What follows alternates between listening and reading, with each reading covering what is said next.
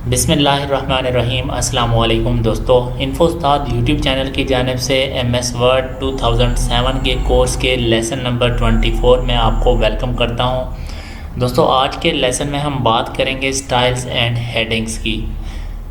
Lesson को आगे बढ़ाने से पहले आपको ये बता दूं कि 23 लेसन हो चुके हैं। अगर आपने पहले वाले लेसन मिस कर दिए हैं तो उन वीडियोस का लिंक इस वीडियो की डिस्क्रिप्शन में मौजूद है, आपको पहले वाले लेसन भी वॉच कर लें। इसके अलावा आप चैनल पे जाएंगे, वहाँ पर आपको MS ऑफिस कोर्स की प्लेलिस्ट मिल जाएगी, आप यहाँ से भी वो तमाम वीडियोस देख सकते हैं।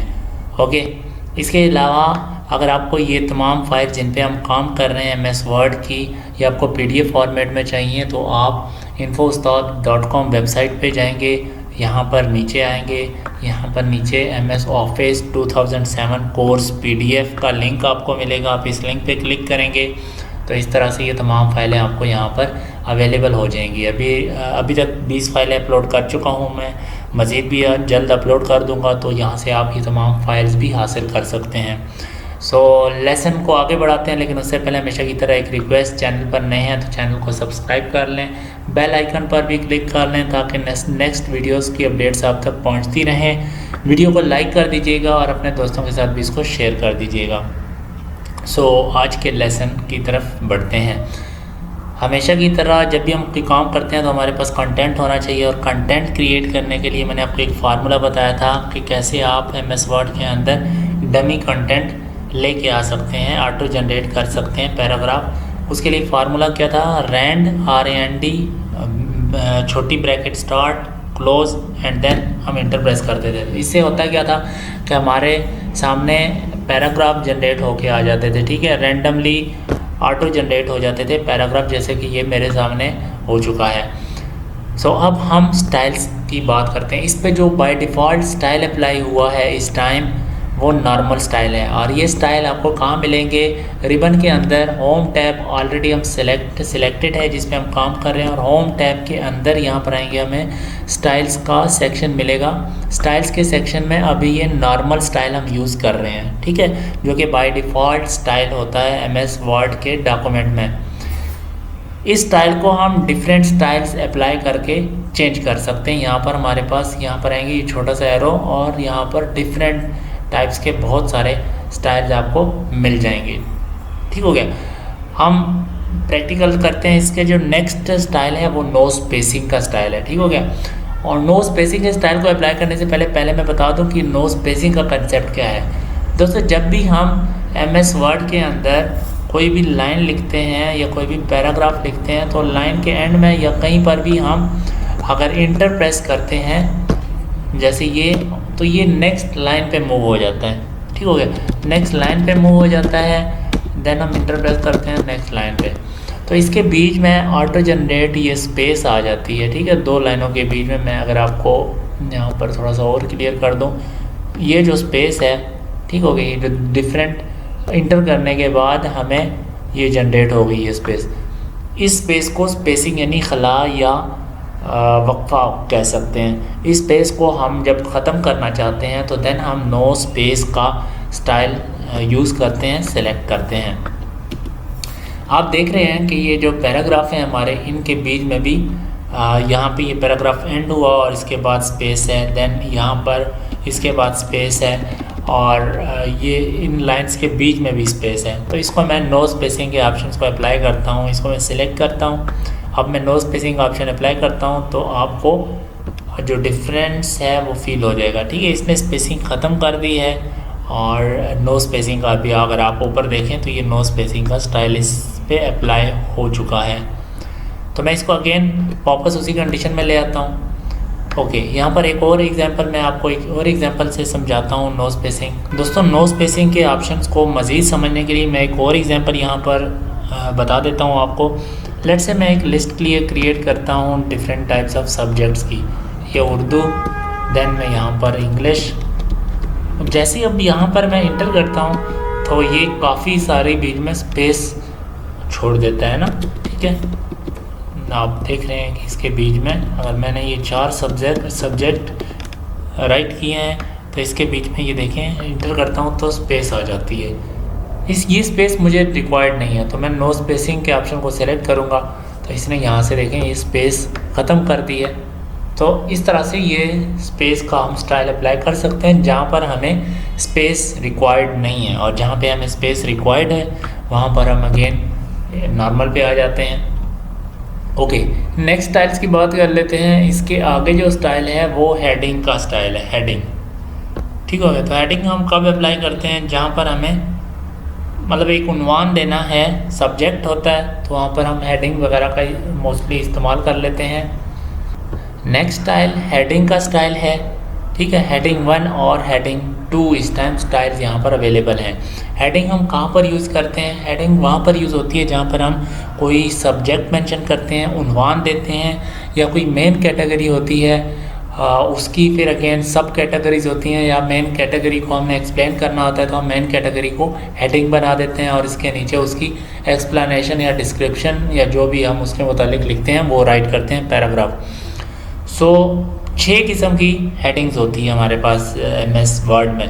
2 तो हमें नज़र आ रही हैं जबकि बाकी नज़र नहीं आ रही, तो उनका मैं तरीक़ाकार आपको बताता हूँ। सबसे पहले मैं ये यहाँ पर एक लिख लेता हूँ, लेट्स से कि मैं कोर्सेज एक टेक्स्ट लिख, इसको मैं थोड़ा सा साइज़ इसका बड़ा कर लेता हूँ ताकि आपको ये टेक्स्ट क्लियर विजिबल हो जाए। यहाँ से मैं ऊपर से 18 इसका साइज़ कर लेता हूँ।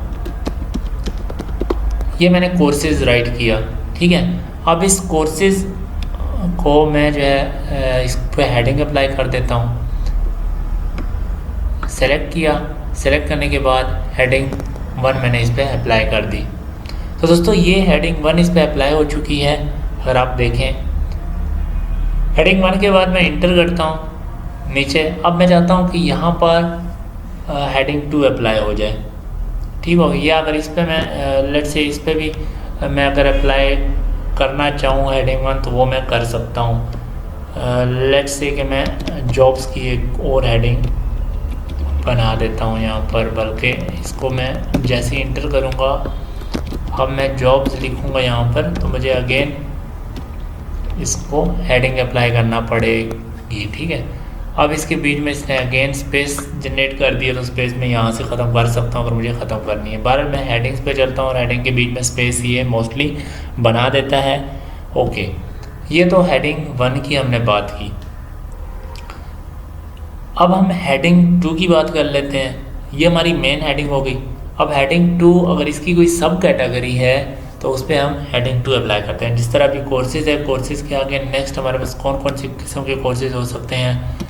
MS ऑफिस हो सकता है। ठीक है, MS ऑफिस के अलावा हमारे पास MS ऑफिस के अलावा हमारे पास ग्राफिक डिज़ाइनिंग का कोर्स हो सकता है, ग्राफिक डिज़ाइनिंग। ओके, और लेट्स से अभी इन 2 को देख लेते हैं।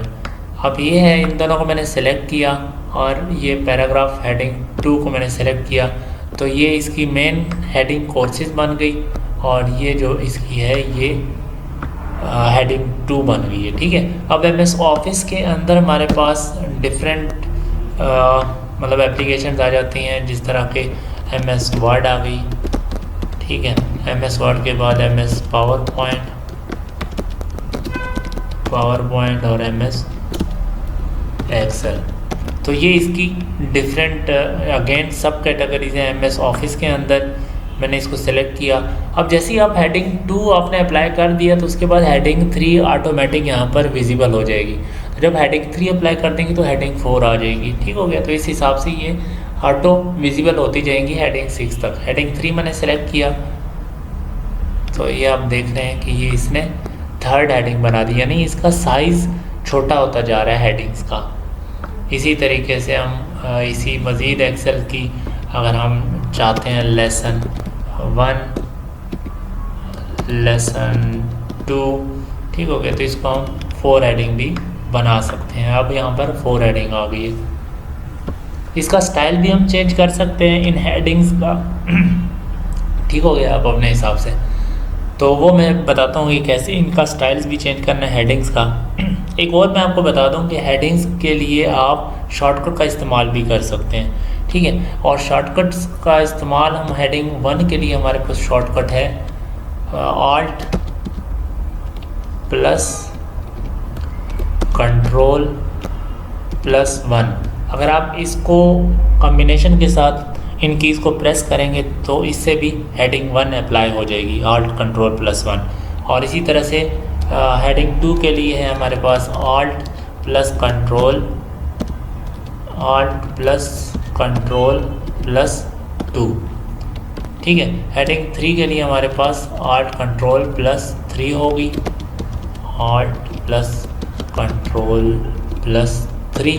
और इसी तरह चलती जाएगी। हेडिंग 6 के लिए हमारे पास Alt Control +6 की जो है वो Alt Control +6 जो हेडिंग होगी ये हेडिंग 6 के लिए होगी। ओके, हेडिंग 6 हमारे पास इसकी शॉर्टकट है Alt Control +6। ओके दोस्तों, अब हम इन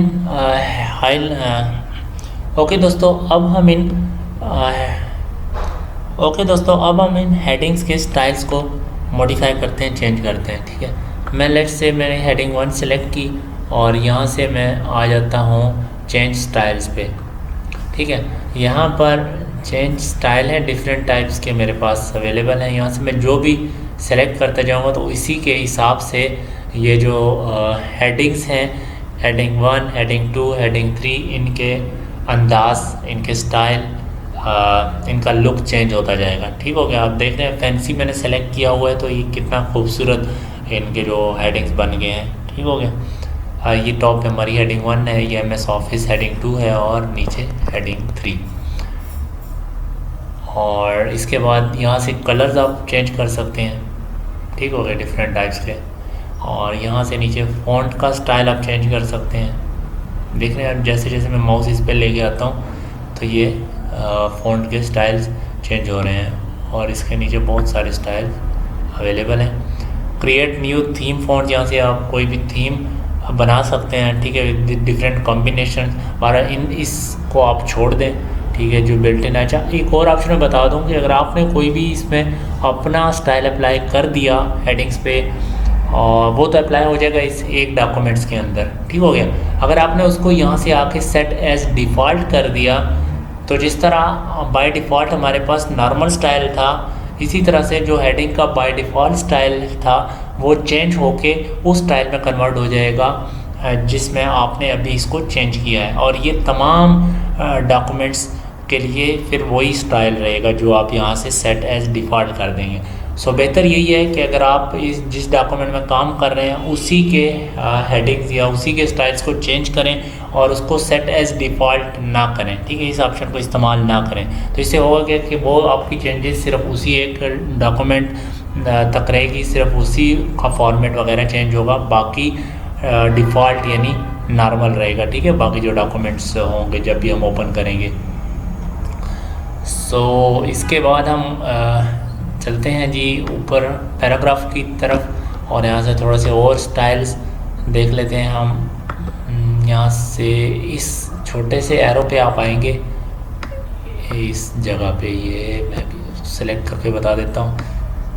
ये इस छोटे से एरो पे यहाँ पे आप क्लिक करेंगे तो आपके सामने डिफरेंट स्टाइल्स ओपन हो जाएंगे। ठीक हो गया। तो आप इनमें से लेट्स से मैं अगर ये वाला सेलेक्ट कर देता हूँ, ये वाला या ये वाला, ये सही है। ठीक है, तो ये देखें ये वाला स्टाइल अप्लाई हो गया है पहले पैरे पे। और इसी तरीके से मैं इसको अप्लाई कर देता हूँ, ये वाला स्टाइल। ठीक हो गया। और इसी तरीके से तीसरे पैरे पे मैं अप्लाई कर देता हूँ ये वाला स्टाइल। तो 3 डिफरेंट स्टाइल्स मैंने अप्लाई कर दी है पैराग्राफ पे। और स्पेसिंग का कंसेप्ट भी मैंने समझा दिया है कि स्पेसिंग आप कैसे ख़त्म करेंगे और स्पेसिंग होती क्या है। इसके अलावा नीचे आए तो हमने किसकी बात की, हमने हेडिंग्स की बात की। और 6 किस्म की हेडिंग्स होती हैं। शॉर्टकट हेडिंग्स का Alt + Control + आपने 1 2 3 जो भी हेडिंग आप बनाना चाहते हैं उसी के मुताबिक आप वो वाला नंबर साथ में कॉम्बिनेशन के साथ प्रेस कर देंगे। ठीक हो गया। अगर आप हेडिंग 6 चाहते हैं तो आपने Alt Control +6। ओके दोस्तों, ये था आज का लेसन। नेक्स्ट लेसन इंशाल्लाह जो कि 25वां लेसन होगा उसमें दोबारा आपसे मिलूँगा इंशाल्लाह। उम्मीद करता हूँ कि लेसन आपको समझ आ गया होगा। किसी चीज़ में कन्फ्यूजन हो तो आप कमेंट सेक्शन में पूछ सकते हैं। वीडियो को लाइक कर दीजिए, दोस्तों के साथ शेयर कर दीजिए। अपना ख्याल रखिए, आपसे मुलाकात होगी नेक्स्ट वीडियो में। अल्लाह हाफिज़।